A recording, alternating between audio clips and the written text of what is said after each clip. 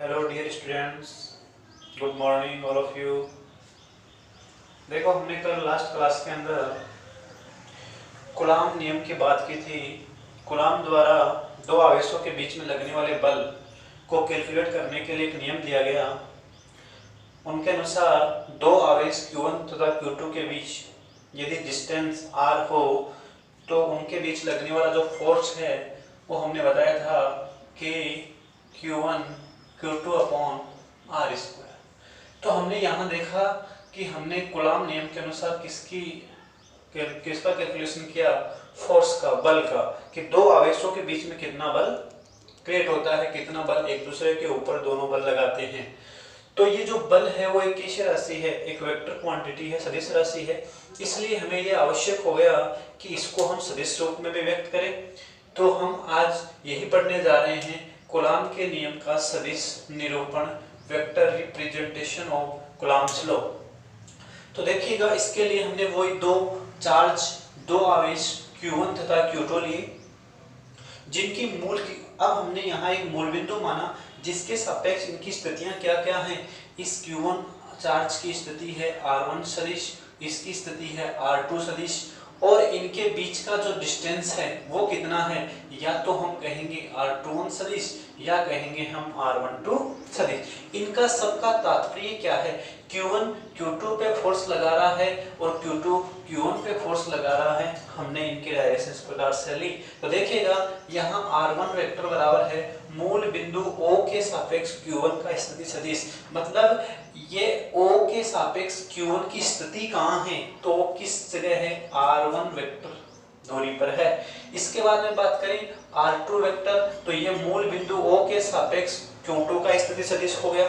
इसी प्रकार हम बात करें R21 सदिश, तो Q2 का Q1 के सापेक्ष स्थिति सदिश। मतलब ये हुआ कि Q2 की Q1 के सापेक्ष स्थिति कहाँ है। इसके बाद में हम बात करें R12 सदिश, Q1 का Q2 के सापेक्ष स्थिति सदिश, मतलब Q1 की पोजीशन कहाँ है, Q2 के सापेक्ष। F21 सदिश का मतलब है Q2 पर Q1 के कारण कितना बल लगा, तो F21 फोर्स लगा। इसके बाद में F12, तो Q1 पर Q2 के कारण कितना फोर्स लगा। इस प्रकार से आपको ये पता होने चाहिए कि जो सिंबल्स हमने लिखे हैं दूरियों के लिए और बलों के लिए, तो ये आपको इनके बारे में पता होना चाहिए। इसके बाद में हम बात करते हैं, इसके बाद में हम कूलाम नियम के सदिश निरूपण को आगे बढ़ाते हैं। देखिएगा, सबसे पहले हम F21 फोर्स की बात करते हैं। तो देखिएगा, F21 सदिश, ओके। तो हमने कूलाम के नियम से क्या फॉर्मूला पढ़ रखा है कि Q1 Q2 upon are square.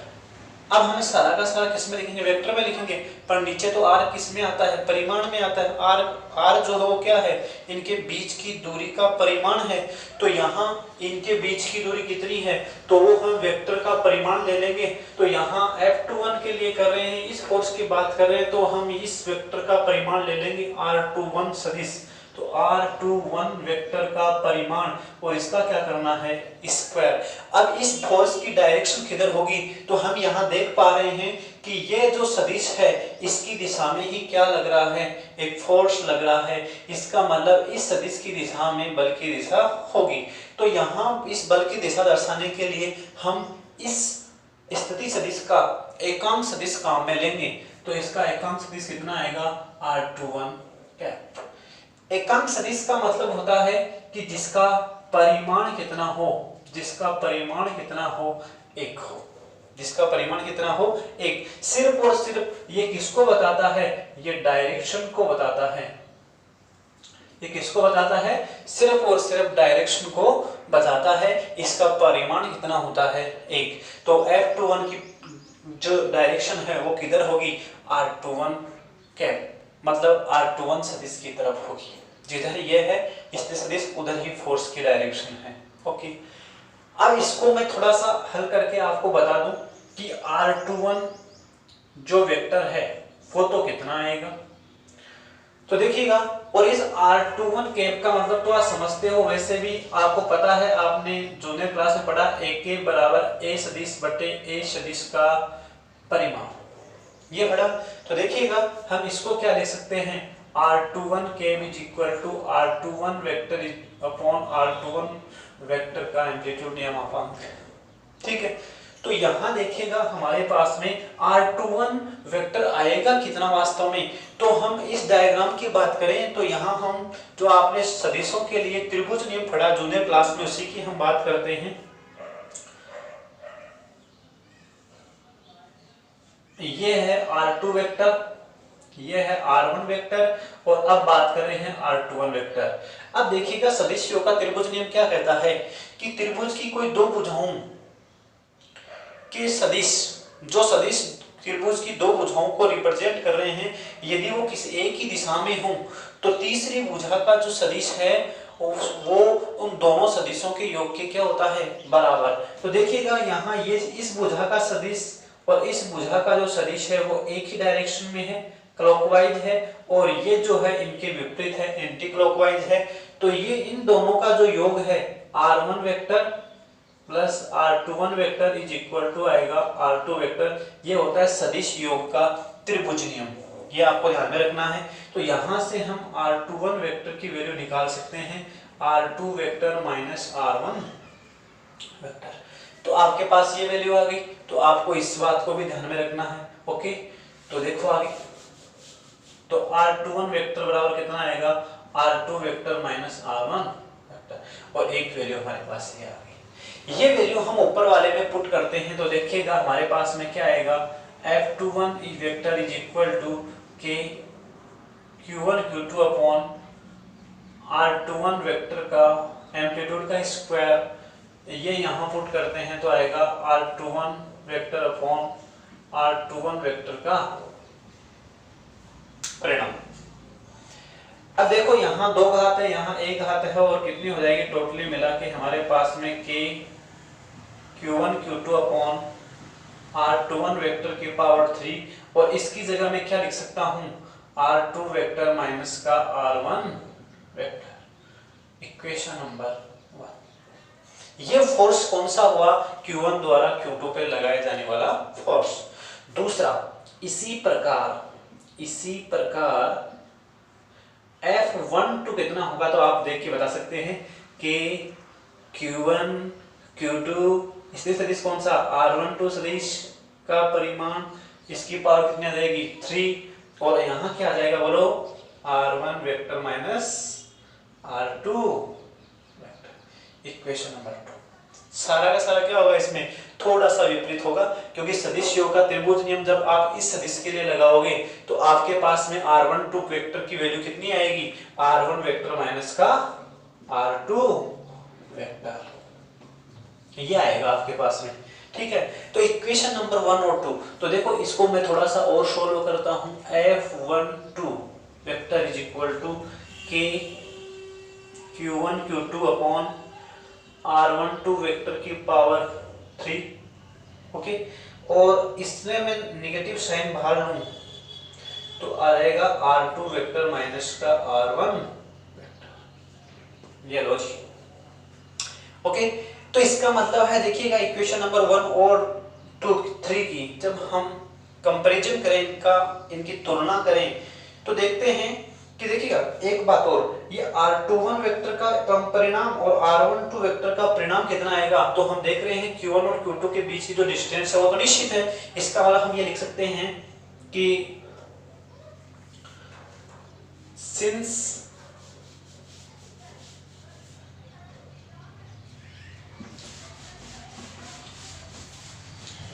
देखो हम ये लिख सकते हैं R12 वेक्टर का परिमाण और R21 वेक्टर का जो परिमाण है, इनके बीच की डिस्टेंस वो बराबर होगी। इसका मतलब देखिएगा इक्वेशन नंबर 1 और 3 का कंपैरिजन करें, 1 व 3 की तुलना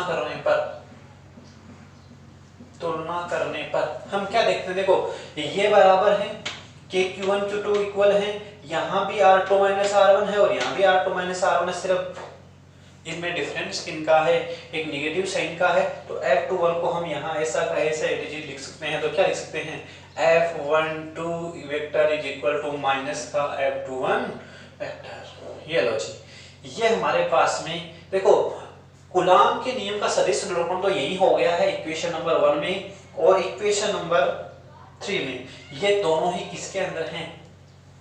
ये आपके दोनों ही इक्वेशन जो हैं वो सदिश रूप में कूलाम के नियम को व्यक्त करते हैं। परंतु इन दोनों इक्वेशनों से क्या सिद्ध होता है कि कूलाम के नियम अनुसार किन्हीं दो आवेशों पर एक दूसरे के कारण लगने वाले बलों का जो मान है परिमाण में क्या होता है? समान होता है। परिमाण में क्या होता है? समान। जब किसी भी निगेटिव राशि का हम क्या करें, एम्पलीट्यूड या मापांक रखें तो वो क्या हो जाता है? पॉजिटिव हो जाता है। ऐसा हम लिख सकते हैं F12 बराबर F21, मतलब दोनों बलों का परिमाण आपस में बराबर है। सिर्फ क्या ये निगेटिव साइन क्या शो करता है? ये कहता है कि दोनों बलों की दिशाएं क्या हैं? विपरीत हैं, जबकि उनके परिमाण आपस में क्या हैं? समान है। और इसी बात को हम इसी प्रकार से भी कह सकते हैं कि न्यूटन का नियम जो है, नहीं, कूलाम का नियम है वो न्यूटन के क्रिया प्रतिक्रिया नियम को फॉलो करता है। न्यूटन का क्रिया प्रतिक्रिया नियम ये कहता है कि जब हम किसी वस्तु पर कोई क्रिया करते हैं, कोई एक्शन करते हैं, तो वस्तु उसके फलस्वरूप क्या करती है? उस पर रिएक्शन करती है। तो यहाँ भी हम देख पा रहे हैं कि वो रिएक्शन कर रही है और विपरीत दिशा में कर रही है। दोनों परिमाण में बराबर हैं, जबकि दिशाएं क्या है? इनकी विपरीत हैं। और देखिएगा इसके आगे बात करें, ये हो गया आपका कूलाम के नियम का सदिश निरूपण। तो आपको ये भी पता चल सकता है कि क्रिया कूलाम का नियम किस प्रकार से क्रिया प्रतिक्रिया नियम को फॉलो करता है।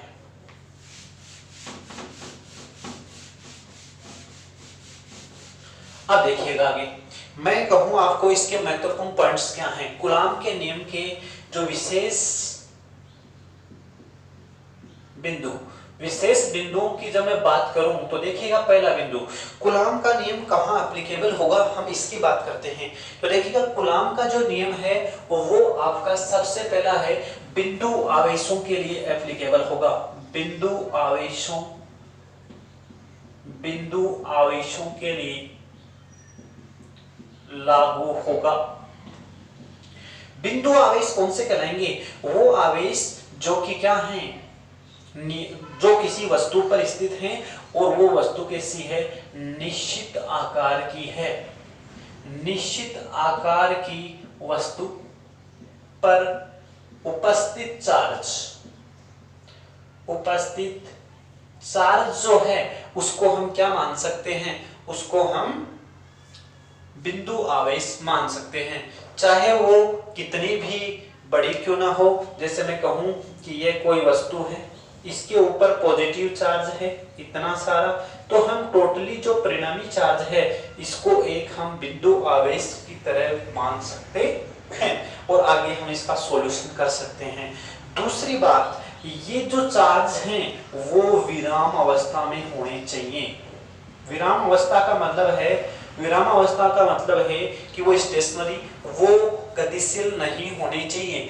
वही बिंदु आवेशों की हम यहाँ बात कर रहे हैं। वही कूलाम का नियम एप्लीकेबल होगा जहां बिंदु आवेश हो और वो किस अवस्था में हो? विराम अवस्था में हो। दूसरा जो पॉइंट है कि ये जो कूलाम बल है वो 10 की घात -15 मीटर की कोटि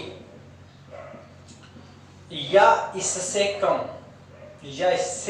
कम दूरियों के लिए एप्लीकेबल नहीं है, योग्य नहीं है, या हम कहें वो लागू नहीं होता है। तो हम कहें कि ये दूरी है कौन सी? तो ये दूरी है नाभिक की त्रिज्या।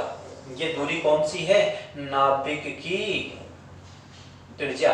नाभिक की जो रेडियस है उसके अंदर ये कूलाम फोर्स नहीं लगता है, तो फिर कौन सा बल लगता है? तो देखिएगा, ये मान लीजिएगा किसी परमाणु का नाभिक है जिसमें क्या पाए जाते हैं?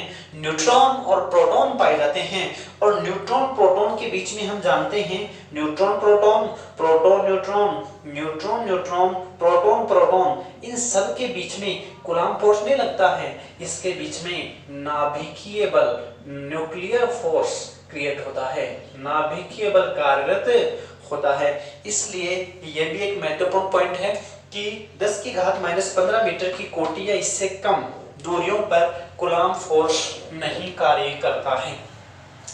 तीसरा जो पॉइंट है वो क्या है? तीसरा पॉइंट है कि कूलाम का जो नियम है वो व्युत्क्रम वर्ग नियम का पालन करता है। व्युत्क्रम वर्ग नियम का क्या करता है? पालन। हमने कहा F is directly proportional 1/r²। इसी को कहते हैं, देखो F समानुपाती है 1/r² के, या ऐसा कहें कि F r² के व्युत्क्रमानुपाती है, तो वर्ग के व्युत्क्रमानुपाती, इसका मतलब है व्युत्क्रम वर्ग नियम का पालन करता है। व्युत्क्रम वर्ग नियम का पालन करता है। चौथा जो इंपॉर्टेंट और भी पॉइंट है कि कूलम्ब फोर्स जो है वो दो वस्तुओं के बीच में जब अप्लाई हो रहा है, दो आवेशों के बीच में अप्लाई हो रहा है, तो इस पर किसी तीसरे आवेश का कोई इफेक्ट नहीं पड़ता है। इसलिए हम इस रिएक्शन को, इस क्रिया को कहते हैं द्विवस्तु अंतःक्रिया। द्विवस्तु अंतःक्रिया, क्योंकि सिर्फ और सिर्फ चार, जो कूलम्ब का जो नियम है वो दो आवेशों के बीच में लागू होगा, जिसके ऊपर किसी तीसरे आवेश का कोई इफेक्ट नहीं होगा, वो उससे प्रभावित नहीं होगा। इसलिए हम कह सकते हैं कि मतलब ये जो कूलम्ब फोर्स है वो कैसी क्रिया है? द्विवस्तु अंतःक्रिया है। ओके, इसके बाद में हम बात करते हैं डियर स्टूडेंट्स मतलब अगले बिंदु की। तो अगला बिंदु आपके है कि मतलब ये आवेश दो न होकर यदि किसी निकाय में दो से अधिक आवेश हो तो किसी एक आवेश पे उसका क्या इफेक्ट पड़ेगा? तो मैं कहूं अध्यारोपण का सिद्धांत। इसे कौन सा सिद्धांत बोलते हैं? अध्यारोपण का सिद्धांत। अध्यारोपण का सिद्धांत, या मैं कहूं बहुल आवेशों के कारण परिणामी बल।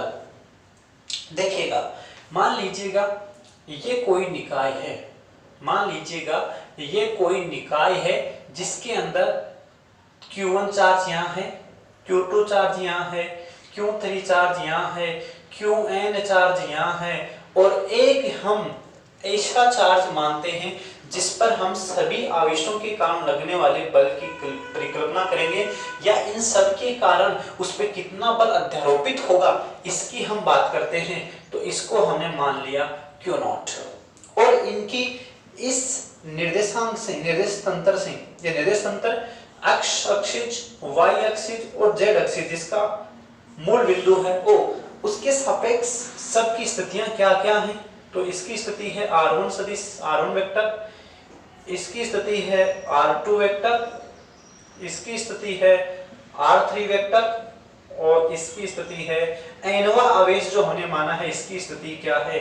rn वेक्टर, और जो Q0 है इसकी स्थिति है r0 वेक्टर। ओके, अब ये सभी बल, ये सभी आवेश मिलकर इस Q0 पे कोई ना कोई फोर्स लगाएंगे, तो परिणामी बल होगा कितना?